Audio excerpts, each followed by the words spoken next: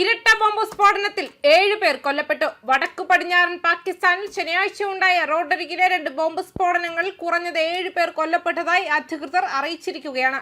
ആദ്യത്തേത് ഒരു വാഹനത്തെ ലക്ഷ്യം വെച്ചായിരുന്നു. രണ്ടാമത്തേത് അഫ്ഗാനിസ്ഥാനുമായി അതിർത്തി പങ്കിടുന്ന ഖൈബർ പഖ്തൂൺഖ്വ പ്രവിശ്യയിലെ ബന്നു എന്ന ജില്ലയിൽ രക്ഷാപ്രവർത്തകർ സ്ഫോടനത്തിൽ പങ്കെടുത്തപ്പോൾ പൊട്ടിത്തെറിച്ചുവെന്നും മുതിർന്ന പോലീസ് ഉദ്യോഗസ്ഥൻ യാസിർ അഫ്രീദി പറഞ്ഞു. രണ്ടും റിമോട്ട് വഴി നിയന്ത്രിച്ചിരുന്നുവെന്നും അദ്ദേഹം വ്യക്തമാക്കിയിട്ടുണ്ട്. ആദ്യ സ്ഫോടനത്തിൽ 5 പേരും രണ്ടാമത്തെ സ്ഫോടനത്തിൽ 2 പേരും കൊല്ലപ്പെട്ടുവെന്നും 3 പേർക്ക് പരിക്കേറ്റുവെന്നും അഫ്രീദി പറഞ്ഞു. ഉത്തരവാദികളെ കണ്ടെത്താനുള്ള തിരച്ചിൽ പുരോഗമിക്കുകയാണ്. ഒരു സംഘടനയും ഉടനടി ഉത്തരവാദിത്തം ഏറ്റെടുത്തിട്ടില്ല. എന്നാൽ സംശയം പാകിസ്ഥാൻ താലിബാനിൽ പതിക്കാൻ സാധ്യതയുണ്ട്. കാരണം മുൻകാലങ്ങളിൽ സമാനമായ ആക്രമണങ്ങൾക്ക് അവർ ഉത്തരവാദികളാണ്. സ്ഫോടനങ്ങളെ പ്രസിഡന്റ് ആസിഫ് അലി സർദാരി ശക്തമായി അപലപിച്ചു. കൊല്ലപ്പെട്ടവരുടെ കുടുംബങ്ങൾക്ക് അനുശോചനം അറിയിക്കുകയും പരിക്കേറ്റവർ വേഗത്തിൽ സുഖം പ്രാപിക്കട്ടെ എന്ന് പ്രാർത്ഥിക്കുകയും ചെയ്യുന്നതായി പ്രസ്താവനയിൽ പറഞ്ഞു. തീവ്രവാദ ശൃംഖലകൾക്ക് സുരക്ഷിത താവളങ്ങളും ലോജിസ്റ്റിക്കൽ പിന്തുണയും സാമ്പത്തിക സഹായവും നൽകുന്ന ഭീകരതയുടെ ആന്തരികവും ബാഹ്യവുമായ കൈകാര്യകർത്താക്കൾക്ക് ഒരു ഗ്രൂപ്പിന്റെയും പേര് പരാമർശിക്കാതെ സർദാരി മുന്നറിയിപ്പ് നൽകി. സമീപ വർഷങ്ങളിൽ പാകിസ്ഥാനിൽ തീവ്രവാദ ആക്രമണങ്ങൾ വർധനവുണ്ടായിട്ടുണ്ട്. ഇതിൽ ഭൂരിഭാഗവും തെഹ്രീദി താലിബാൻ പാകിസ്ഥാൻ അല്ലെങ്കിൽ TTP എന്നറിയപ്പെടുന്ന പാകിസ്ഥാൻ താലിബാൻ അവകാശപ്പെടുന്നു.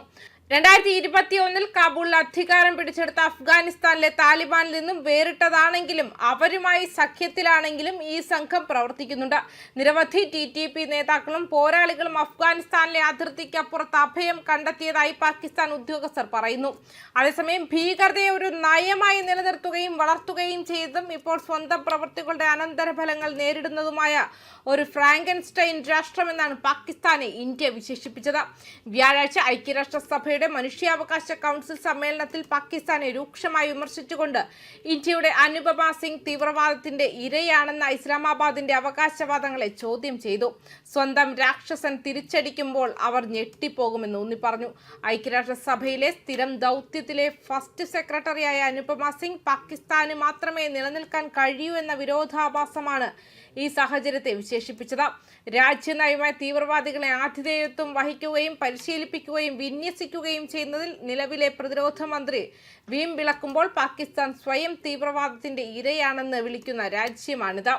സ്വന്തം രാക്ഷസർ തിരിച്ചടിക്കുമ്പോൾ ഞെട്ടിപ്പോകുന്ന ഒരു ഫ്രാങ്കൻസ്റ്റൈൻ ഭരണകൂടത്തിന്റെ ജീവിക്കുന്ന ഉദാഹരണമാണിതെന്നും അവർ തുടർന്നു. അനുപമ സിംഗ് വ്യക്തമായി ഒന്നും പറഞ്ഞില്ലെങ്കിലും കഴിഞ്ഞ വർഷം പാകിസ്ഥാൻ പ്രതിരോധ മന്ത്രി ഖ്വാജ ആസിഫ് നടത്തിയ പരാമർശങ്ങളെയാണ് അവർ പരാമർശിച്ചത്.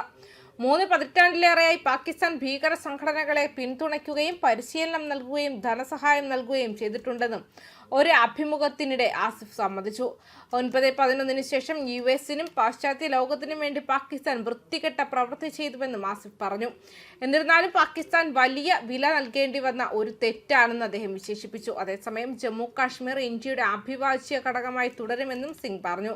പാകിസ്ഥാൻ ഇന്ത്യൻ പ്രദേശങ്ങൾ നിയമവിരുദ്ധമായി കൈവശപ്പെടുത്തിയതും അവ തിരിച്ചു നൽകുന്നതും മാത്രമാണ് പരിഹരിക്കപ്പെടാത്ത ഒരേ ഒരു പ്രശ്നമെന്നും അവർ വ്യക്തമാക്കി.